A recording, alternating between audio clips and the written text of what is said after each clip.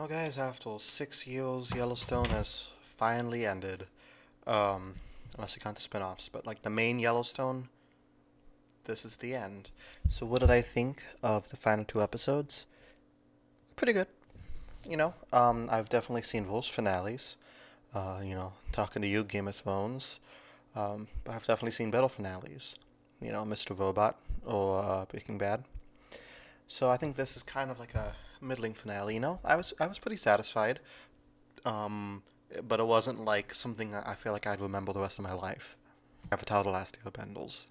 I kind of wish I did like episode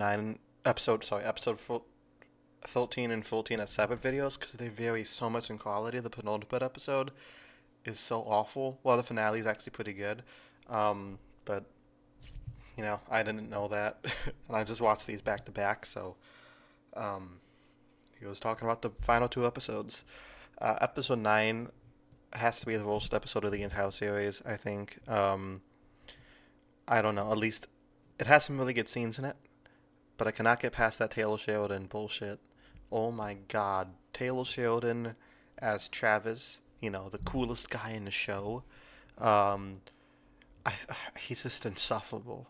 Uh, he's hanging out with like five really slutty supermodels, and everybody loves him because he's the coolest guy ever. And they're playing like poker, where if they lose, they take off their clothes. Why does he write himself like this? It's so aggravating. I kind of like how like Beth's the only one to call him out on how obnoxious he is. Um, that's kind of funny. But even he has to admit he does know how to cowboy. He could ride a horse and he can cowboy. We know that because we got another montage of him doing it. Um, yeah, a lot of horse riding montages, lots of cowboying. As you know, this is to be expected with this show. When they don't really know how to fill the time slot, they just have a cowboy montage with some lame country music in the background. When stuff is actually happening, it's pretty good. But then stuff like this happens, and you're like, ugh, this is embarrassing. You know, I like it when directors cast themselves in the projects, but like they never play the coolest guy in the entire thing. Like look, a classic example would be Orson Welles as Citizen Kane. He wasn't this like completely flawless, like coolest coolie of the cools. Um, or like he was a very deep and troubled character. Or if we have Tarantino in his movies, he usually plays a complete asshole. He's like he always plays like such a prick, such a slimy little prick. And then you have David Lynch playing Golden Cole, who is a good guy, yeah, but he's so weird. Golden Cole is such a weird character, and like not in like a creepy way, just in a goofy way, you know. Like I like Golden Cole, but I wouldn't really think of him as like the coolest of the cools, you know. But Taylor Sheridan, oh my God, what an ego this guy has.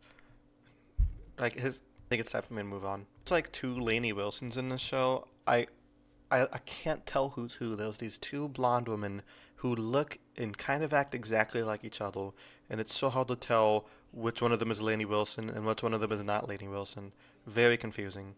So because the government's kind of have a forced buyout, which I don't really understand, but I'm not exactly um, I don't really know much about politics, so especially like this type of politics, like land and stuff. Um, they're able to find a loophole, so they sell it back to the Native Americans for $1.25 an acre, which is only $1 million, which is a tiny fraction of what the land is actually worth. But Beth and Casey decided to do it because it's rather to have the land be put to good use instead of just be turned into a big mini mall, theme park, airport, whatever. You know, just basically like Northwest Indiana. I really liked John Dutton's funeral. That was a really emotional scene. Like all the actors put their 100% in. Especially Rip's actor, he did really good in that scene. Um, I don't know that it was really good. The senator lady did good too. That was just a really beautiful scene. Like the music, seeing the Beth seeing the bird and thinking it's John. It's I don't know. It's really sweet. It's spiritual, I guess. So the big climax we've been waiting for, Beth versus Jamie, it finally happens, and oh my god, that scene was insane. She comes to his house and starts beating the fuck out of him, and he beats the fuck out of her. He punches her like 3 times, he passes out, she gets back up. He gets, he puts her down, but she gets up again, never gonna take her down. Um, it's insane. Like, he stabs him in the foot, he knocks her out, he's strangling her. Um, it's pretty intense. But then Rip shows up, and that's the end of Jamie. Beth gets to kill Jamie. Something she's been waiting for since for the past 50 or 15 years or something.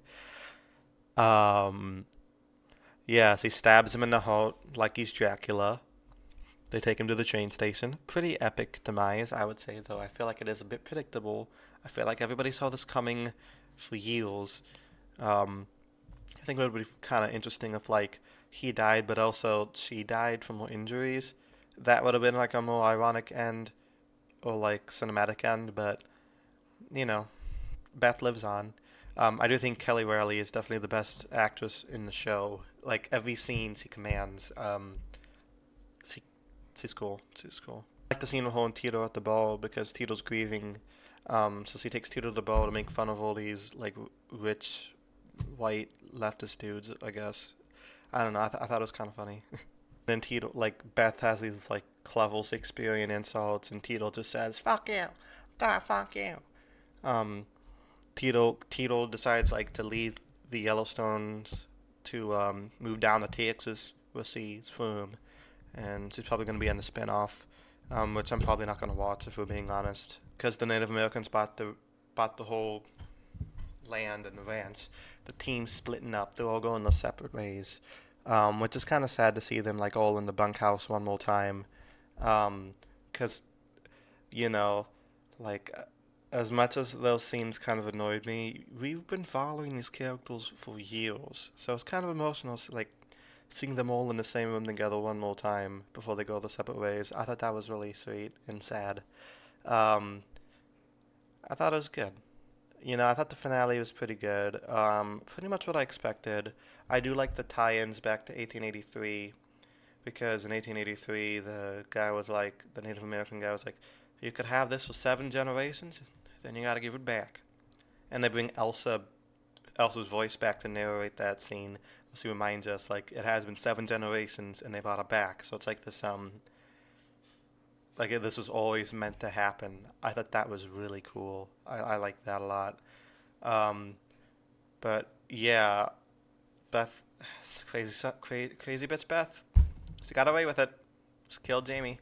Um, her and Casey and Rip and Monica have a happy ending. Everybody else gets sent off to a spin-off. Which, like I said, probably not gonna watch. I will watch 1923 though. That one's pretty good.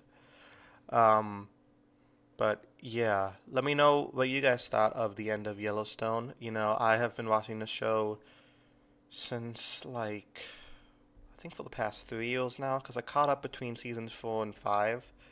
So that makes probably, yeah, between those, I would say.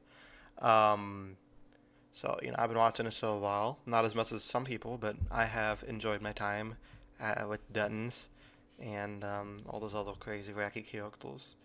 I feel like we're gonna see them again. At least some of them. Um, Probably gonna have Beth at some point return, hopefully. Um, but yeah, what spinoff would you guys like to see? I'd like to see a spinoff about the Native Americans because I just think they've been underused on the show. Like, they've always had a presence, but I'd actually like to see something from their perspective. I think that'd be kind of neat. Um, I know there's going to be a spinoff with Michelle Pfeiffer, um, which, she's a good actress, so that'll be kind of cool, but I don't know if I'm going to watch it or not. So yeah, thank you guys so much for watching, and until next time, be a cowboy.